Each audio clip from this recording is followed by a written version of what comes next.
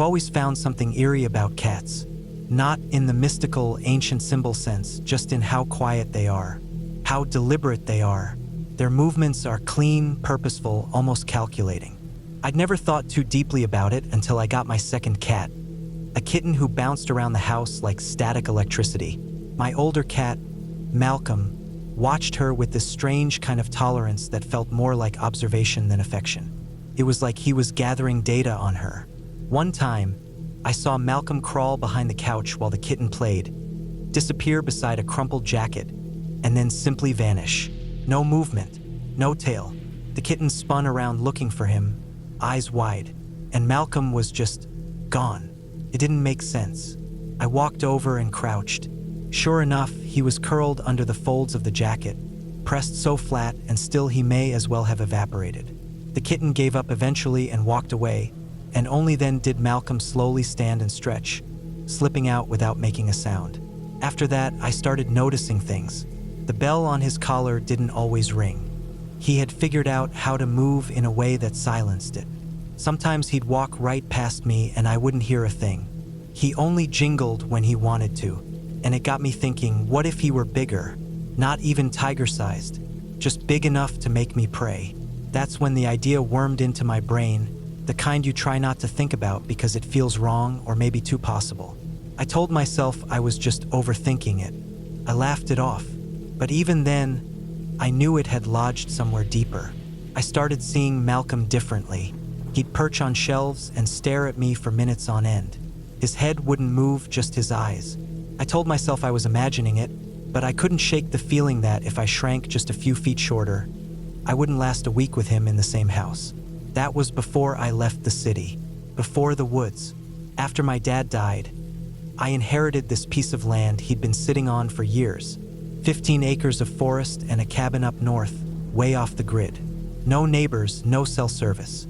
I'd been burned out from work, the kind of tired that settles in your bones, and figured some time in the trees might reset me. I took a leave from work, packed up my gear, and drove 6 hours north with a cooler full of supplies and Malcolm in a carrier. The first few days were exactly what I wanted.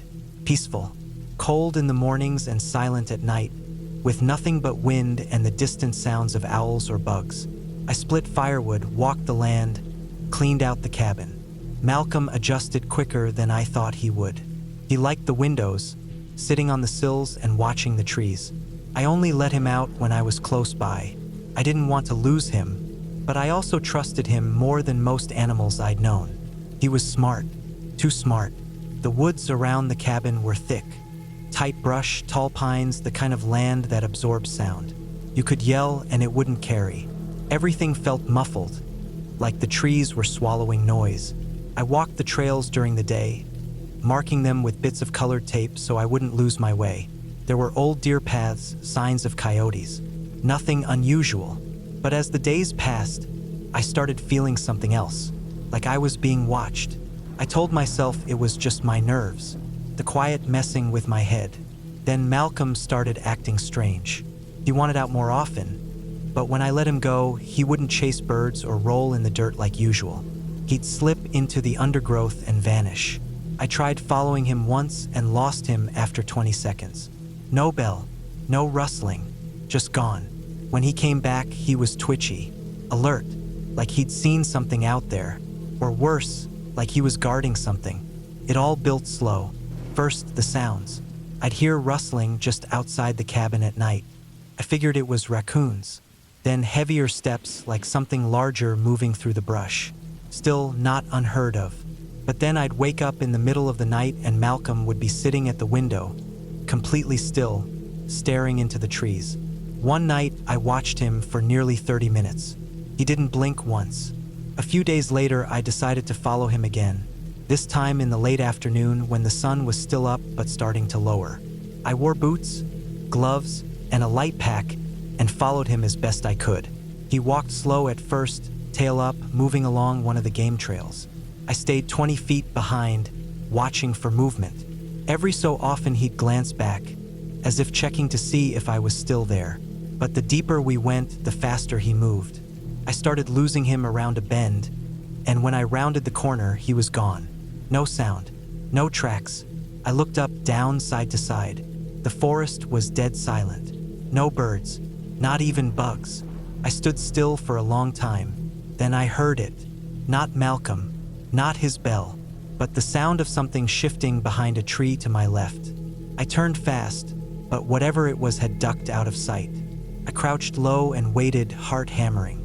Another sound to my right, a branch flexing under weight. Then silence. Something was circling me. I couldn't explain it. It was just a sense, like pressure. I backed up slowly, trying to remember which way I'd come, but the trail looked different now. The colored tape I tied to a branch wasn't there. Or maybe I hadn't come this way at all. Then I heard it again, the softest jingle of a bell. Just once, then nothing. I turned and moved, not running but walking fast, trying to get some distance. I scanned every tree trunk, every shadow, but the woods all looked the same. My breathing grew louder. The silence of the forest made it sound like I was dragging a megaphone behind me. Another sound, branches shifting, dry leaves moving, but no clear direction.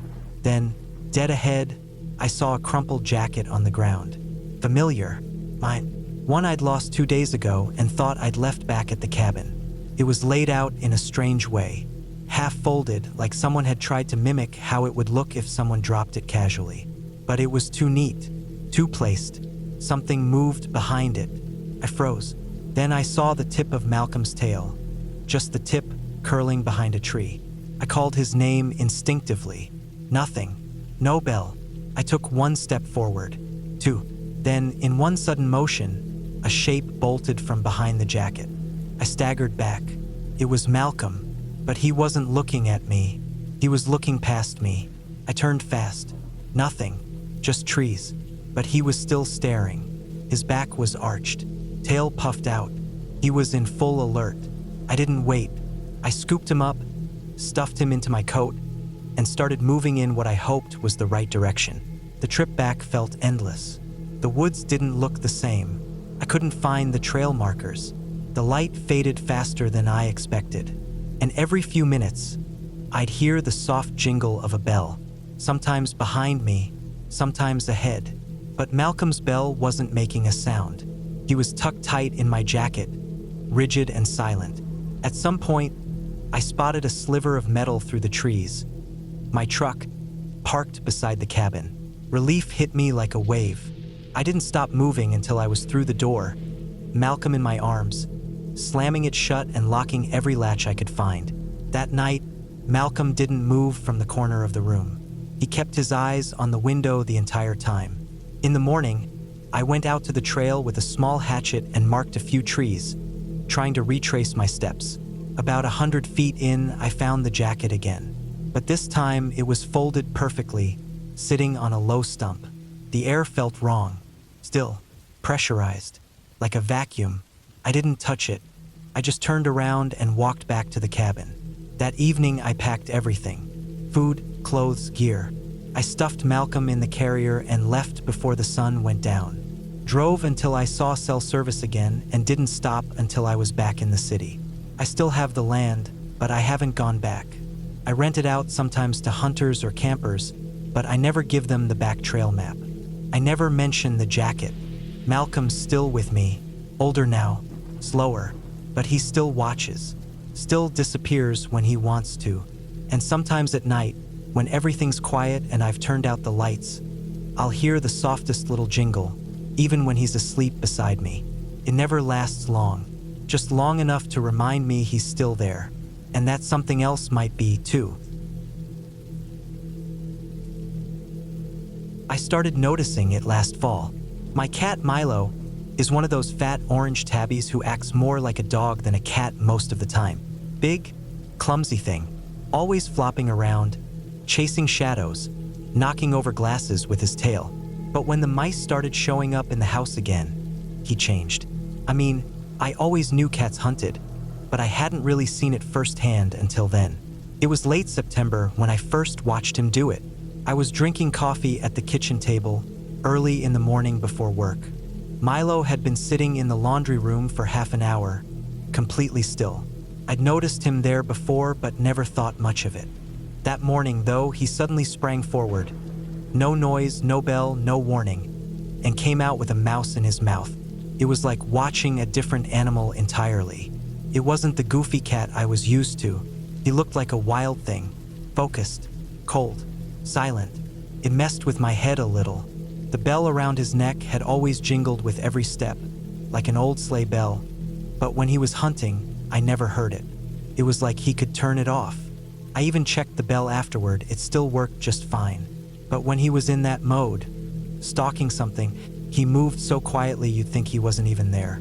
Kept happening. Over the next few weeks, I watched him take out 6, maybe 7 more mice. Each time, I tried to pay attention to where they were coming from. One behind the water heater, another under the sink, a third one near the door to the garage.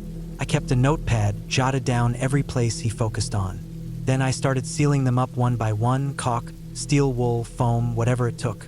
I even pulled the stove away from the wall and filled in an old hole back there that went straight to the crawl space. Watching Milo hunt gave me the blueprint. He'd go still in front of a wall or a vent, eyes wide, tail low and stiff, body totally silent. The bell wouldn't make a sound, and then he'd move, faster than you'd think something that big could move, and it would be over. The strange thing was, I started dreaming about it. I'd wake up in the middle of the night thinking I'd heard the bell jingling, but it would just be in my head. Or I'd hear him stalking across the floor, claws tapping the hardwood like soft little needles. Sometimes he'd just sit on my chest in the dark, staring at me. That part might have just been typical cat behavior, but it got under my skin. There's something weird about knowing that a creature that can kill without making a sound is sharing your bed. And then I started imagining what it would be like if he were 10 times bigger. It was just a passing thought at first. Maybe something I read online that got stuck in my head, but it kept coming back. What if Milo was the size of a lion or a cougar? What if he hunted people instead of mice? He already had the movements, already had the silence. He could sneak right up on you and you'd never know until it was too late. That idea sat in my mind for a long time. I didn't talk about it or write it down. It was just something I carried, like an image I couldn't unsee. Winter passed, then spring. I kept fixing the holes, and Milo eventually stopped catching mice. I figured we'd gotten ahead of it. By the time summer rolled around, I was itching to get out into the woods again. It had been years since I really camped. Not the family kind either, not state parks with picnic tables and fire rings. I wanted the real thing, deep woods, no trails, no cell service, just trees and whatever else was out there. I planned a solo trip in mid-July. I picked an area about 50 miles north of where I lived, up near an old logging road I'd found on a map. There was no official trail, but satellite photos showed dense tree cover, steep hills, and a stream cutting through the middle of it. It looked perfect. I packed light, hammock, tarp, stove, water filter, first aid kit, bear spray. I left all food sealed in odor-proof bags, stuffed into a bear canister. I kept my setup minimalist, sleep high, store food far away, and stay alert. That was the plan. I left Milo with a friend for the weekend, packed the truck, and drove out before sunrise on a Friday. By early afternoon, I was hiking through waist-high brush, following a ridgeline above the creek bed. The air was still and humid. No wind. No sounds except the buzz of flies and the occasional crack of a branch underfoot. I walked for 3 hours before I found the spot I wanted. A small clearing near a drop-off, maybe 30 feet above the water.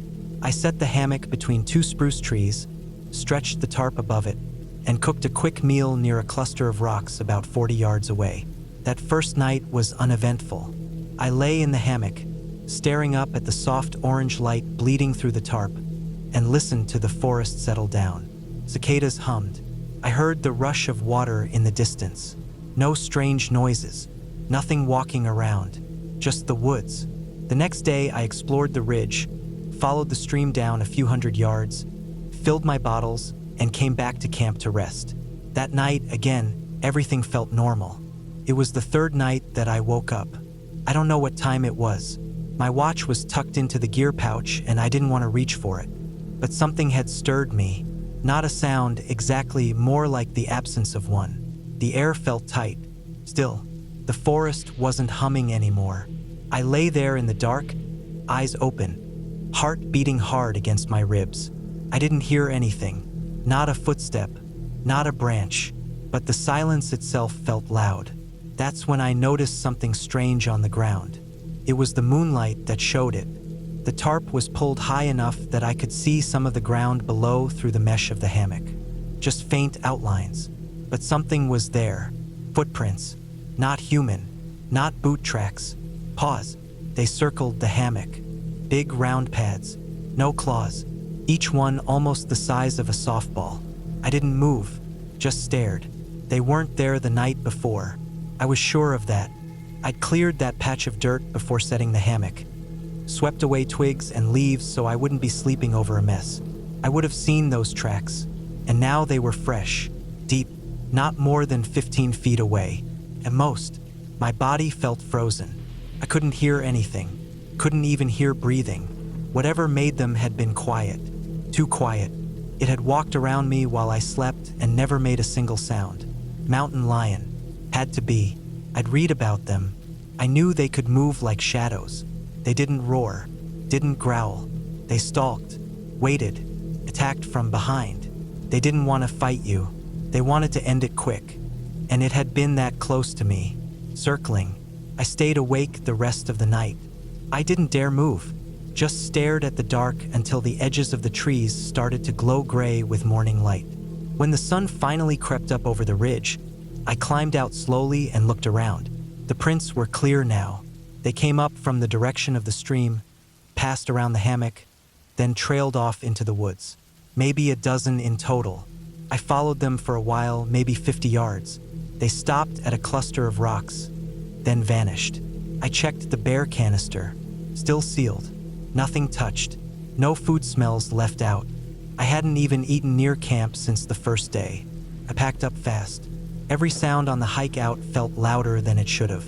Every branch that snapped made my chest tighten. I knew it was probably long gone. It had seen me, smelled me, decided I wasn't worth the trouble. But knowing it had been there while I slept, that it could come back, kept my nerves stretched thin the whole way.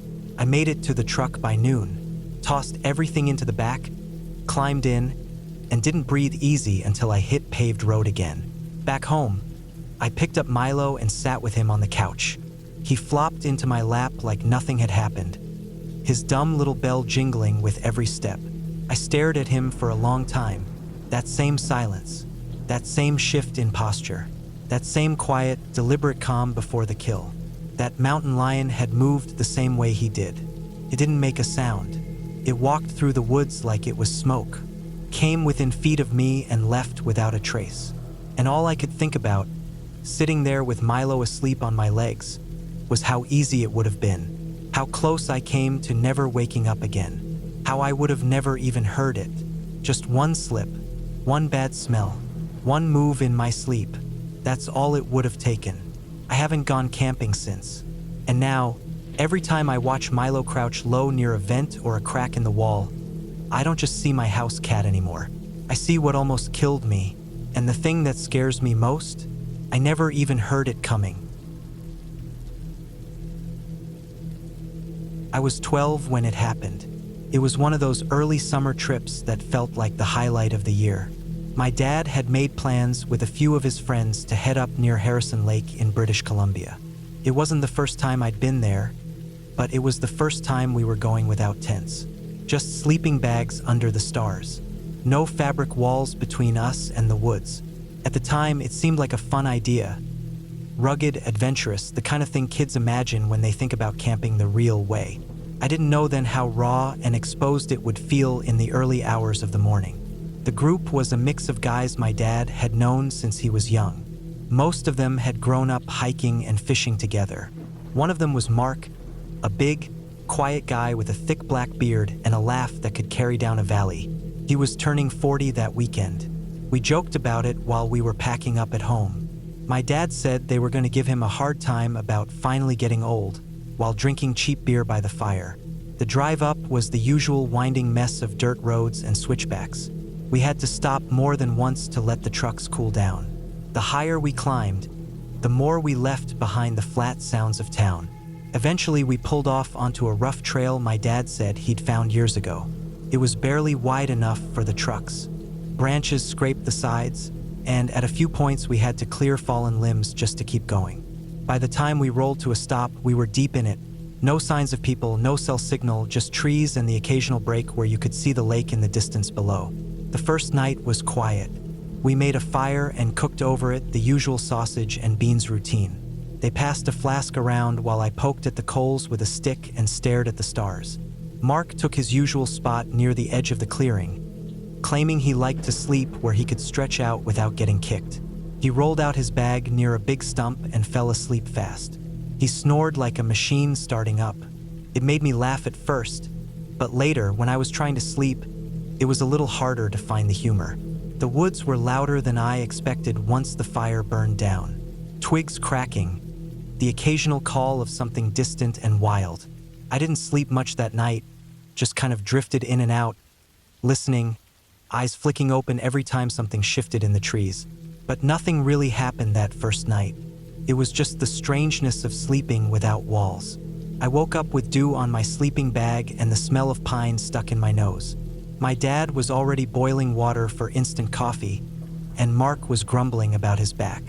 Everyone laughed when he got up and stretched like a bear himself, arms wide, yawning so loud it echoed. He pointed at a rock nearby and said he was pretty sure he'd been sleeping with it under his hip the whole time. Then he checked his watch and said, "Well, I guess I'm 40 now." And nobody said much. We just nodded and laughed a little. That second day was lazy. They fished. I wandered a bit along the edge of the camp but didn't go far. You learn quick in the woods that every tree starts to look the same once you're more than 50 yards out. The sun came through the trees in long beams, catching on dust and bugs, and by late afternoon the shadows started to stretch. We cooked again, sat around the fire, and Mark finally made a comment about how he hadn't even seen a squirrel all day. We slept in the same spots that night. No one really talked about it, but I think we were all a little more tired, a little less concerned. The fire burned lower than the night before. The night sounds came back, branches shifting, the occasional rustle in the brush. But again, nothing stood out. No howls, no cracking branches, no warnings. Just sleep, deep and quiet, until morning. I woke up with light in my eyes and a weird feeling in my chest. Something wasn't right, and even though I didn't know what it was, I sat up slowly and looked around. My dad was crouched down by Mark's sleeping bag. He wasn't touching anything, just kind of staring at the ground. The others were quiet. No jokes, no breakfast smells, no sound at all except for the wind brushing through the trees. I stood up and walked over, and that's when I saw it. Right next to Mark's head, no more than 2 feet from where he'd been sleeping, was a massive pile of bear scat, fresh, still steaming slightly in the cool morning air. It was hard to look at anything else. The size of it, the smell, the pure shock of seeing it that close to where someone's head had been resting hours earlier. Mark stood a few feet back, hands on his hips, just staring at it. He didn't say a word. His sleeping bag was still crumpled on the ground, twisted like he'd rolled over in his sleep and never known what had been standing there. We all just kind of stood there, processing. Nobody was laughing. Nobody was smiling. It wasn't funny anymore, not really. Not when you imagined what could have happened. Not when you realized how silent the thing had been, how close it had gotten without waking anyone. Later, someone half joked that the bear just wanted to wish Mark a happy birthday. But even that didn't land the way jokes usually do. We all knew it wasn't there to play games. It had wandered into our clearing in the dead of night, sniffed around, maybe even stood over us as we slept.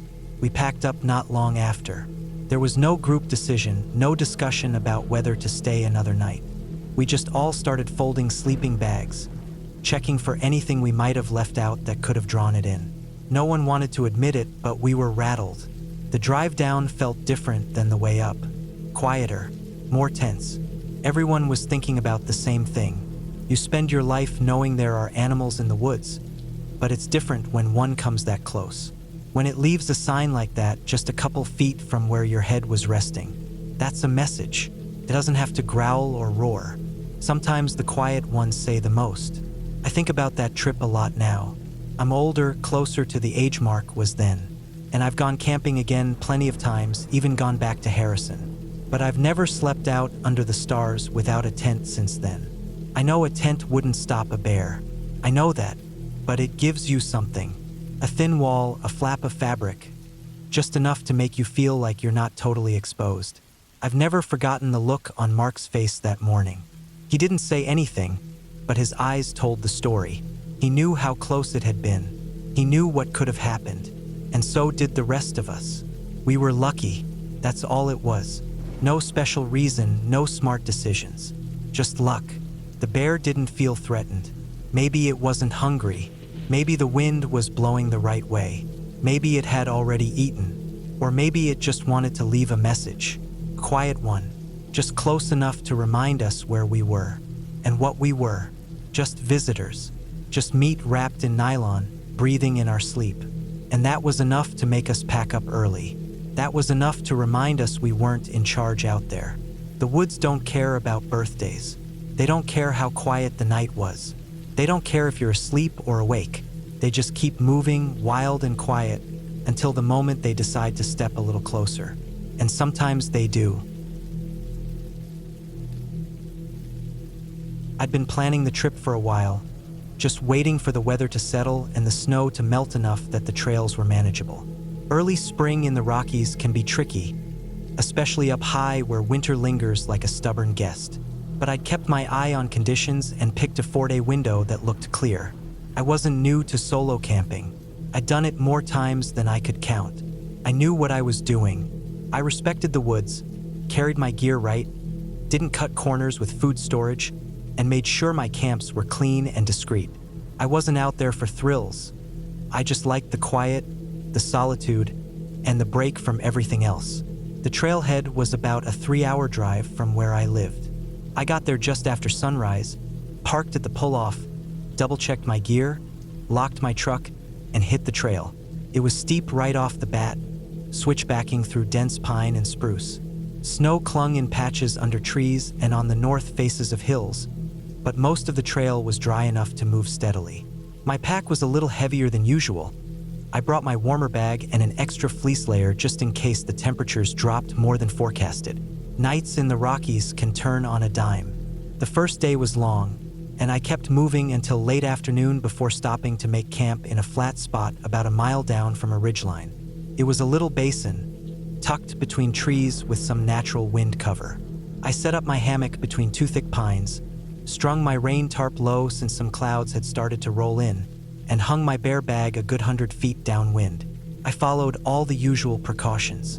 I didn't bring anything overly scented, just some dehydrated meals, oats, trail mix. I boiled water from a nearby runoff stream for drinking and dinner, then sat for a while as the sun dropped behind the ridgeline and the air cooled fast. It was dead quiet, just the occasional creak of trees shifting in the breeze, a squirrel rustling somewhere, and the sound of water further down the draw. That kind of silence always takes a few hours to get used to. It's different than any quiet you find back in town. It feels heavy out there, like the forest is waiting or watching. It's not spooky exactly, it's just big. You realize real fast that you're small. That night, I slid into my hammock just after dark.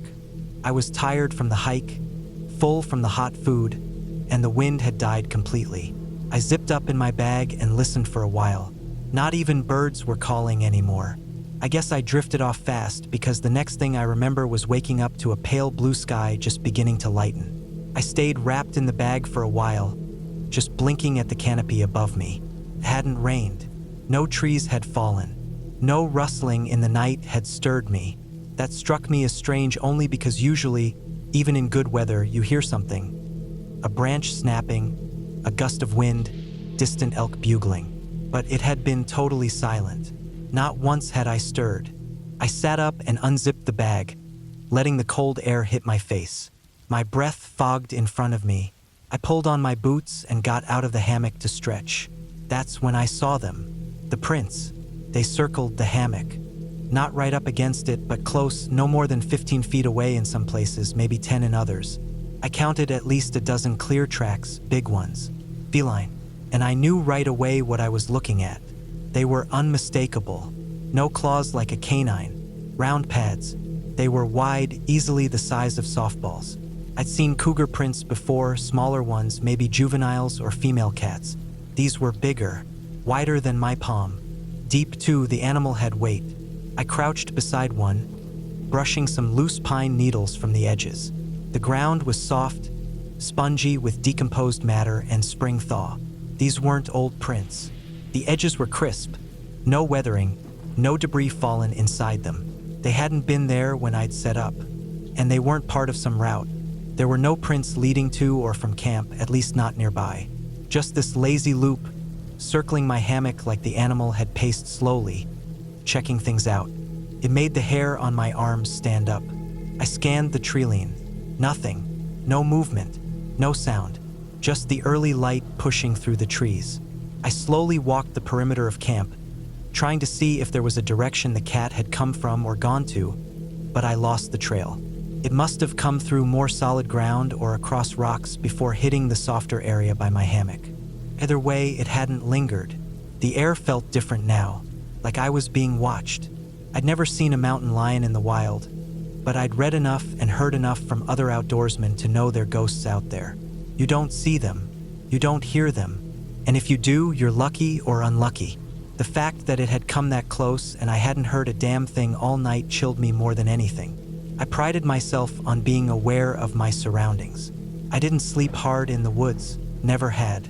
But something about that night, I hadn't stirred once. I packed up fast. My usual morning routine, coffee, slow breakfast, stretching, got skipped. I got everything into the pack, took one last look at those tracks, and started hiking out. I'd planned on 2 more nights deeper into the range, but that changed the whole tone of the trip. I wasn't panicking, but I wasn't about to ignore a sign like that. Big cats were rare in that area, but not unheard of. And this one had gotten real close to a hanging, sleeping human and left without a sound. I hiked for hours, stopping only to drink and eat quickly on the move. I kept my bear spray clipped and in my hand more often than not. Every ridge I crossed, every draw I dropped into, I scanned. I listened for birds, for squirrels, for anything alive. But it stayed mostly quiet. That was its own kind of warning. When the small animals go silent, there's usually a reason. By mid-afternoon, I reached the truck. Still no signs of anything, but I didn't relax until the doors were locked and the engine was turning over. I sat there for a while, just letting the heater thaw my fingers and replaying the night in my mind. I couldn't figure it. The cat had circled me and left. No scratches on the tarp, no tears in the hammock. My food was untouched. The bear bag hadn't even been sniffed. If it had been curious, it hadn't gotten aggressive. But it had come close enough to decide whether or not it should. Back home, I laid everything out in the garage to dry and air out. The tarp, the hammock, the sleeping bag, nothing was damaged. I even checked them for loose hairs, claw marks, anything.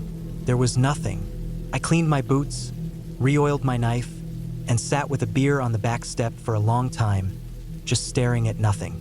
I felt strange, not scared anymore, just unsettled, like I'd brushed up against something I wasn't meant to notice. I kept thinking about how quiet the night had been. Not even a single branch snapped. Not a shift of weight on the forest floor. That animal had walked 15 feet from my sleeping body and left no trace but prints in soft dirt. I didn't hear it approach. I didn't hear it leave. It made me reevaluate how safe I'd ever felt out there. I'd always thought I could handle whatever came my way.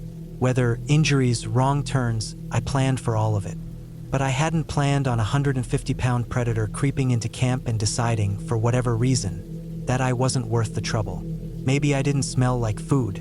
Maybe the hammock threw it off. Maybe I was just lucky. But I think about it sometimes now when I'm trying to sleep, even back in my own bed. That perfect silence. That feeling of being watched but not knowing it until it's already over.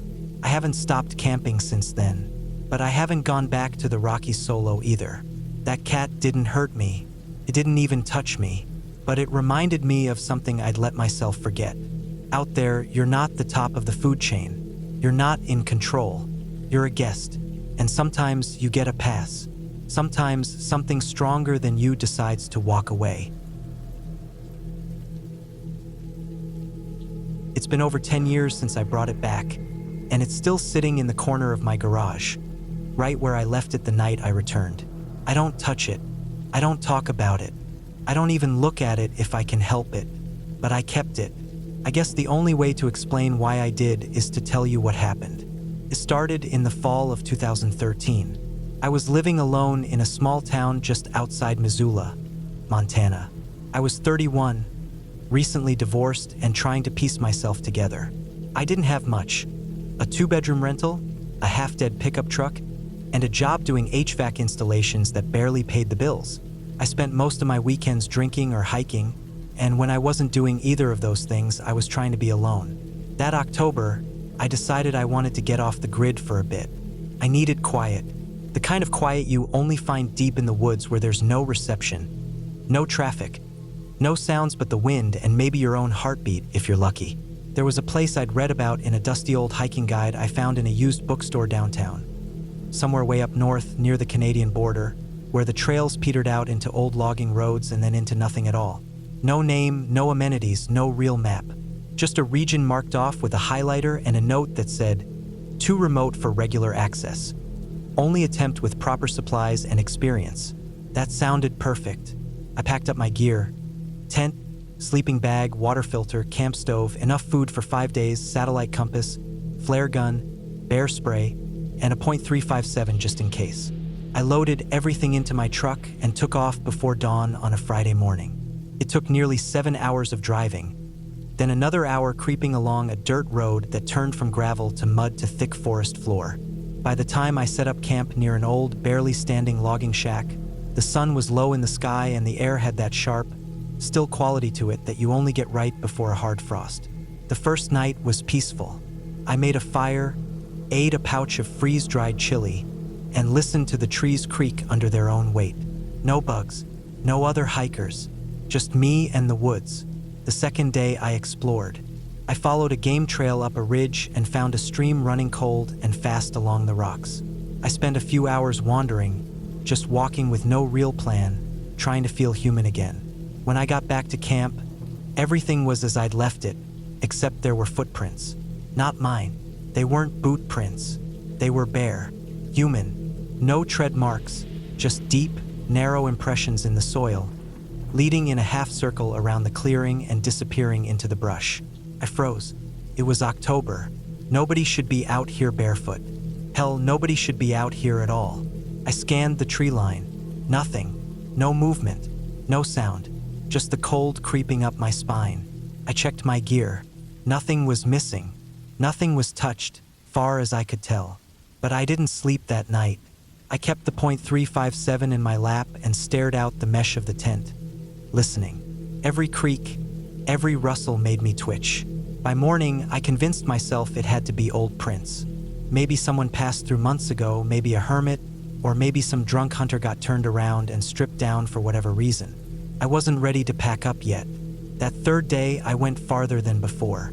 I followed the ridge west, trying to get high enough to find a view.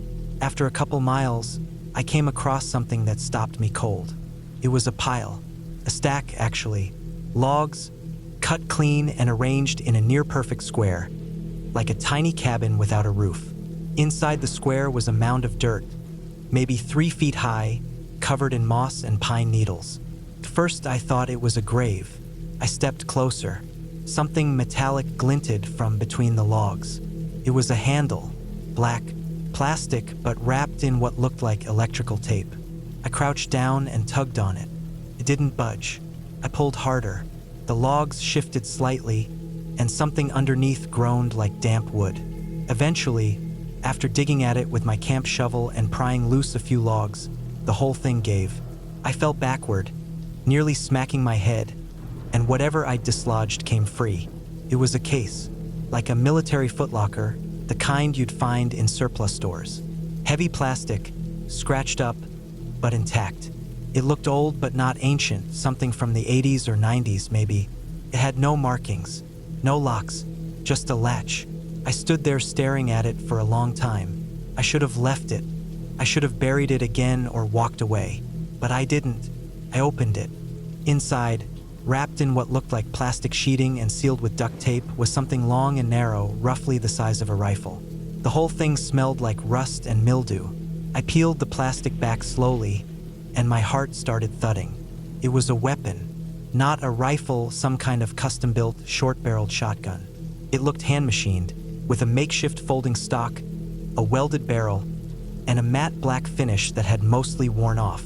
There were scratches all over it, and etched into the side were 3 letters, PDR. No serial number, no branding, nothing else. Beneath it, in a sealed bag, were 3 loaded shell magazines, a pair of thick black gloves, and what looked like a journal. I didn't read it then. I just stared at the gun. I don't know how long I sat there, crouched beside that weird stack of logs in the middle of nowhere, holding this ugly, homemade thing in my hands. Felt heavy, not just physically, mentally, like it had a story I didn't want to know. Still, I packed it all up, stuffed the case in my pack, and covered the sight back up the best I could. That night, I didn't sleep again. Every sound made me grip the .357 tighter. I didn't take the shotgun out. I didn't even unwrap it again. I kept it sealed in the pack and tried to convince myself I'd turn it in when I got home. The 4th day, I hiked back to the truck and drove out. I didn't stop, not even to rest. I didn't look back. I didn't turn on the radio. I just drove until I got home, where I carried the case into the garage and stuck it in the corner under a tarp. Then I tried to forget about it, but I couldn't. Over the next few weeks, I had this constant pressure in my head, like something unfinished was gnawing at me. I kept thinking about those footprints, the shotgun, the journal. Eventually, I went back to the garage. I opened the case again, unwrapped the journal, and started reading. It wasn't long, just a dozen or so entries written in tight, almost paranoid handwriting. The author never signed a name, never gave any dates. Most of the pages talked about patterns, territories, and incidents. It read like the field notes of someone tracking something, animal or man, I couldn't tell. One entry stood out. Saw fresh remains this morning. Clean cuts. No scavenger marks. Same footprint patterns as last time. PDR isn't working fast enough. Adjusting load, double buck, and flechette. If this doesn't stop it, I'll need to burn the site. No trace. Another. Marked 2 trees with blood. It responded. Got within 50 yards last night. No fire. No light. I think it knows I'm watching. Starting to think I won't make it out. If someone finds this, bury it all again. Don't keep it. Don't follow. I read that last line 3 times. Don't keep it. But I already had. That was 10 years ago. I never took the shotgun out of the case again. Never reported it. Never burned it. Just moved it with me whenever I relocated. Kept it in the back of the garage like a tumor. I didn't want to explain it to anyone. Hell, I didn't even want to remember it. But I couldn't throw it away. Because what if it was true? What if whoever wrote those pages saw something I didn't? Something real. Not supernatural, not fantasy. Just real in a way that most people don't want to admit. Maybe it was a person. Killer. Someone hiding in those woods, using them as a dumping ground. Maybe the shotgun was protection, or a failed attempt at revenge. Or maybe it was just madness. Paranoia scribbled into pages by a mind that cracked out there alone. Whatever the case, I kept it, still sitting in my garage over 10 years later. Because part of me believes that if I throw it away, if I destroy it or give it up, I'll be inviting something to come back. Something I never saw, but might still be out there, waiting. And I don't want to know what happens if it thinks I've forgotten. When I was a kid, maybe around 5 years old, my family used to go camping with a few other families around Christmas every year. It was something we all looked forward to. There were usually about 4 or 5 families, and each family had kids. In total, we had 9 children between us. The adults had all been friends for years, and they liked getting out into the bush where there was no reception, no traffic, no noise, just trees, rivers, and dirt trails. That year, we picked a remote campsite deep in the forest. I don't know exactly where it was. We were hours from the nearest town, somewhere inland in a national park. You had to take dirt roads to get to the spot, and once you were there, it was just thick bush in every direction. I still remember how peaceful it was. The trees stood tall and close together. The ground was soft with fallen needles and leaves, and the air smelled like eucalyptus and smoke from the campfires we built each night. We stayed there for about a week, leading up to Christmas. The days were hot, the nights cold. The dads had a system for cooking dinner over the fire, and the moms set up little fold-out tables to prep food. The kids were mostly left to ourselves during the day. As long as we stayed within a certain distance and had one of the walkie-talkies, we could go exploring together. We didn't go far, just around the scrub and maybe 50 meters from the tents at most. We played pretend games, built stick forts, and poked around in the dirt for bugs. The walkie-talkie was our lifeline. It was bright orange and clunky, and we had to check in now and then when one of the parents called us. Most of the time, it just crackled with static. We'd hear, "Time to come back," or "Lunch is ready," and we'd race each other to the food. Then something happened that I didn't understand until I was much older. It's burned into my memory now. It was Christmas Eve. We were all running around just before sunset, chasing each other through the trees not far from camp. I remember the sun casting long shadows across the ground and the air feeling a little cooler than normal. One of the older kids was holding the walkie-talkie. We took turns with it, and we were pretending it was a tool to track invisible monsters. We were laughing and yelling and not paying much attention to the thing in his hand when the static suddenly broke. At first, it was just a burst of noise. That wasn't weird. It did that sometimes when the battery was low or someone on another frequency used a radio nearby. But then there was a voice. A man's voice. Not one of our dads. Not a voice we knew. It sounded cheerful, maybe forced. He said something like, "Ho, ho, ho, Merry Christmas," in this slow, deliberate tone, and said he was Santa. He said he was looking for us, that he had presents, and asked if we could help him find our camp. Just that. Then silence. Just the faint hiss of static again. We all froze. Some of the younger kids started bouncing with excitement. Someone yelled, "Santa!" and took off toward camp. One by one, we followed, running through the bush as fast as our legs would carry us. I remember my heart pounding in my chest, partly from the running and partly from excitement. At that age, it didn't even seem strange that Santa was on a walkie-talkie. When we burst into camp, our parents were setting up dinner. One of the moms noticed us all running up at once and asked what was going on. One of the older kids told them what we heard, and the mood changed almost instantly. The adults all stopped moving. One of the dads took the walkie-talkie from us. He stared at it for a second, then handed it to another dad who clicked the buttons and turned the dial. They walked a little away from us, speaking quietly. The rest of the parents called us over and told us we had to stay in the campsite for the rest of the trip. No more playing in the bush. No more walkie-talkie. They didn't explain why. One of the moms tried to make it sound like it was because Christmas was coming and they didn't want us getting lost. But their eyes said something different. We were disappointed. I remember sulking in a camp chair and feeling angry that they were spoiling the fun. That night, none of us slept well. The excitement had turned into something else. Confusion, maybe a bit of unease. The next day, Christmas Day, didn't feel quite right. The parents were more watchful. They stayed closer to us. The walkie-talkies were nowhere in sight. Nobody mentioned Santa again. The trip ended early. We packed up on the 26th, 2 days earlier than planned. On the drive back, I fell asleep in the back seat of the car, still thinking about the man's voice. It didn't sound like how Santa was supposed to sound. It was too calm, too slow, like someone playing a role who didn't quite know the script. Years went by and I didn't think about it again until I was in high school. Then one day, while going through some old boxes in the garage, I found one of those orange walkie-talkies. Just seeing it made something click in my memory. It all came back. The voice, the words, the way the adults had reacted. The more I thought about it, the more I realized how strange it was. There was no reason for someone else to be on that channel. These were basic two-way radios, and the area we were in was remote. There shouldn't have been anyone else for miles. As an adult now, it all makes sense. That wasn't a joke. That wasn't another family messing around. That was someone nearby with a radio who knew there were kids out there. Someone who wanted to lure us away from camp. The way he said he was looking for us, asking us to help him find our camp, It didn't feel like a prank. It felt like bait. I don't know how close he was. I don't know if he could see us, or if he was just guessing that kids would be nearby. But he had a radio.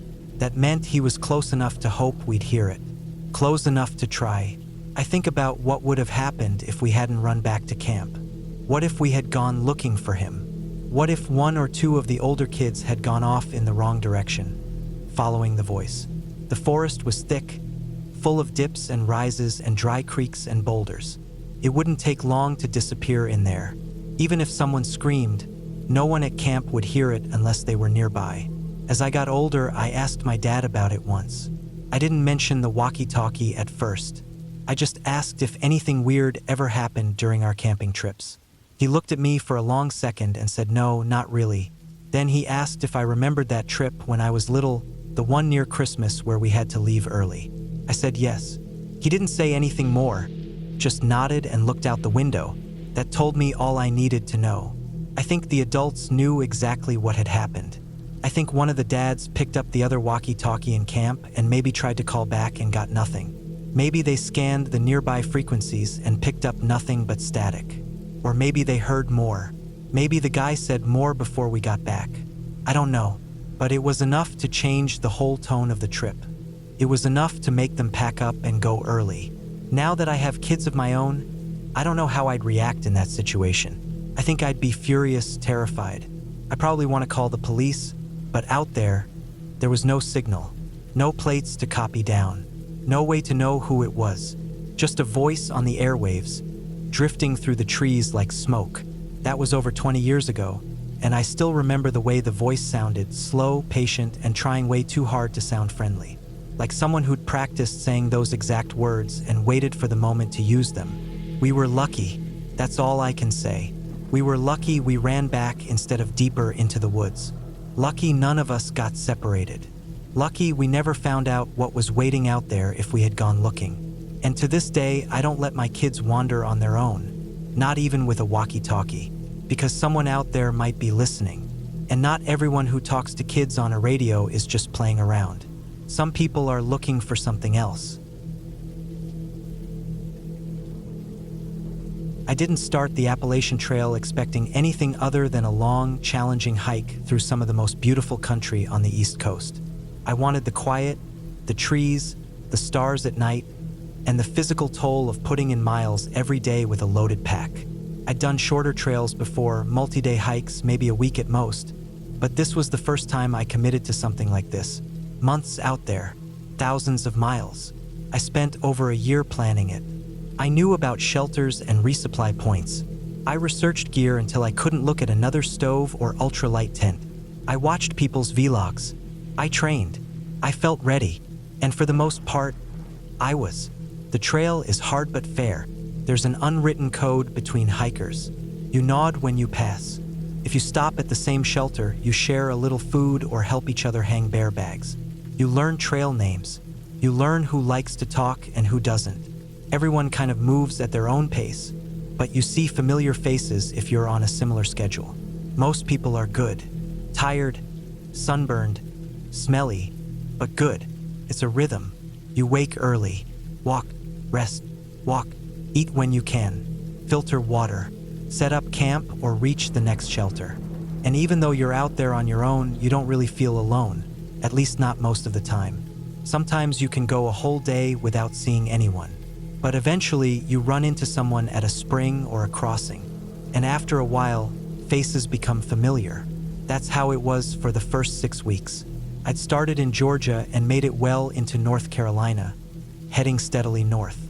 I'd gotten used to the daily wear and tear, the stink of my own clothes, the way my knees clicked a little when I stood up too fast. I wasn't fast, but I was consistent. People passed me and I passed others.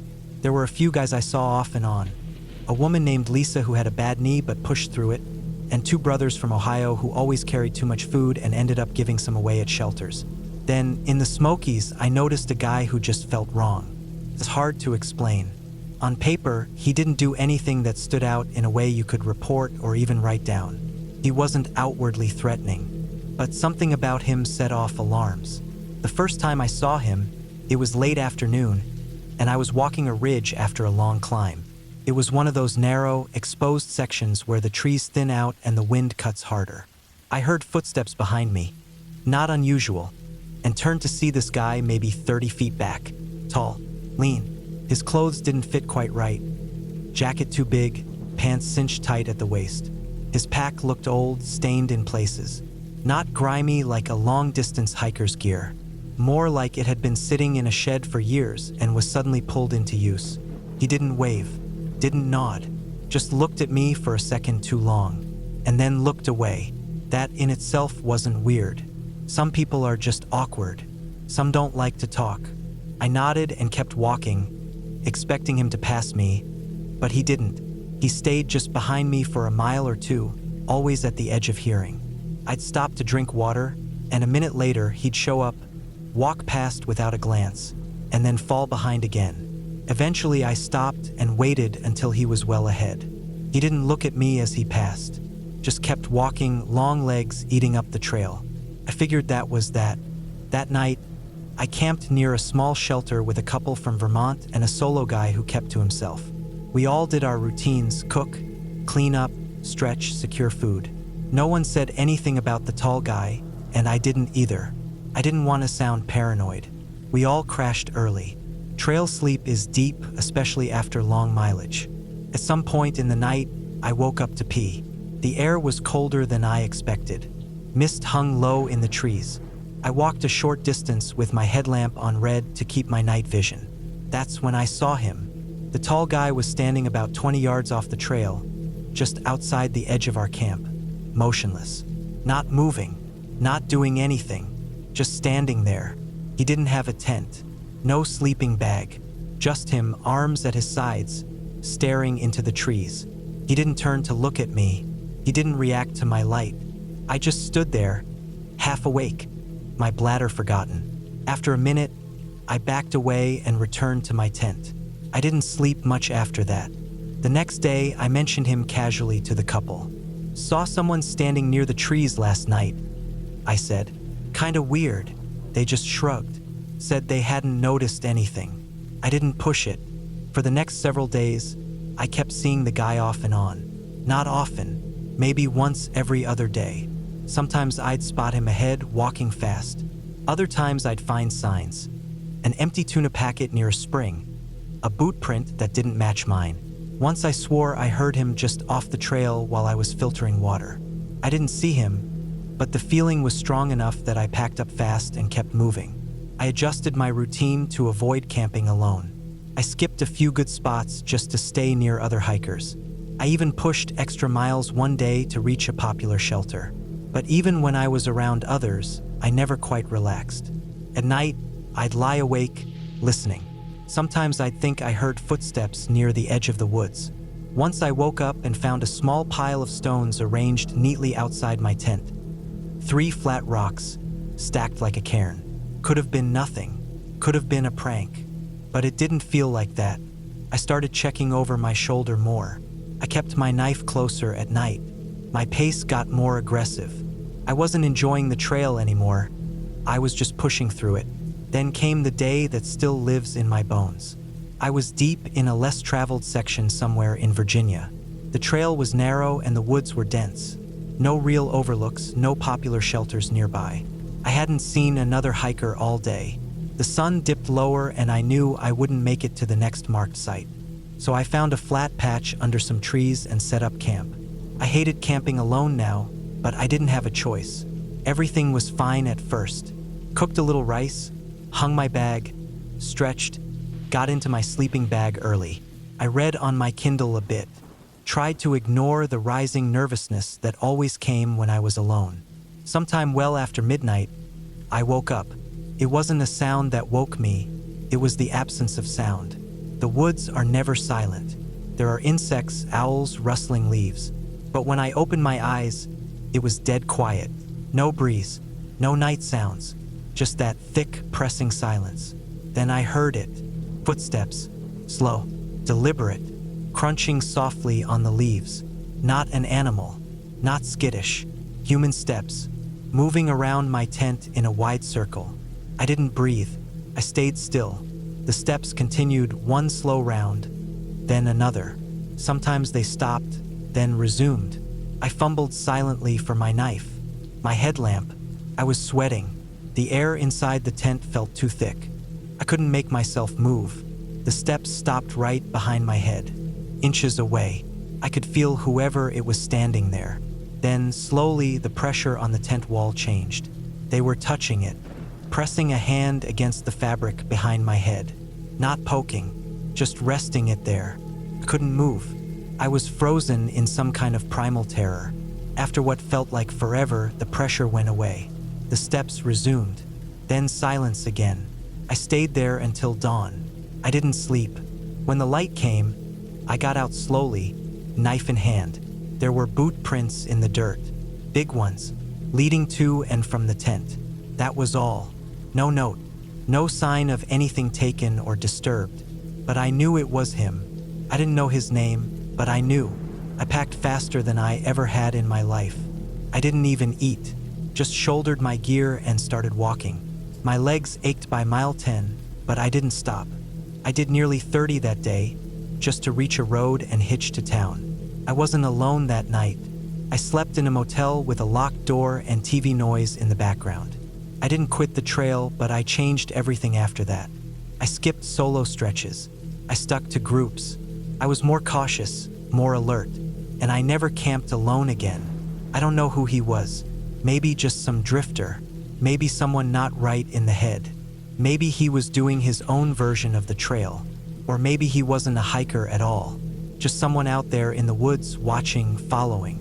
That's the thing. The trail is mostly safe. Most people are good.